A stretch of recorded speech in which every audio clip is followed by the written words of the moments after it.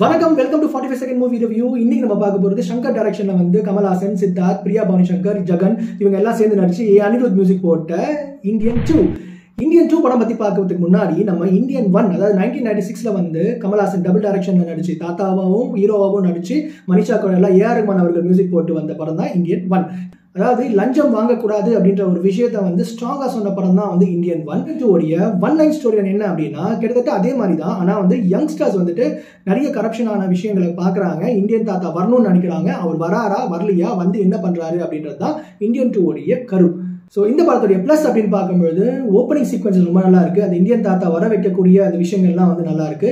Number 2 அப்படின்னு பார்க்கும்போது இந்த படத்துல வரக்கூடிய ஃபர்ஸ்ட் சாங். நம்பர் 3 பார்க்கும்போது இந்த படத்துல வரக்கூடிய அந்த recreation of dead people. Minus அப்படின்னும்போது இந்த படத்துடைய ஸ்டோரி ரொம்ப புதுசா எதுவுமே கிடையாது. அண்ட் இந்த படத்தை வந்து ரொம்ப நல்லா ஹேண்டில் பண்ணிருக்கலாம். ஒரு எமோஷனே ஃபீலே இல்லை அப்படின்றது அந்த படத்துல ஒரு மைனஸ். டயலாக்ஸ் வந்து சுஜாதா சார் இஸ் மிஸ்ஸிங். அங்கங்க டப்பிங் மிஸ் ஆச்சு. எஸ்பெஷலி இந்த குஜராத்ல இருக்கக்கூடிய கமல்ஹாசனுடைய வாய்ஸ் எல்லாம். ஸ்கிரீன் பிளே வந்து ரொம்ப ஸ்லோவா இருந்துச்சு.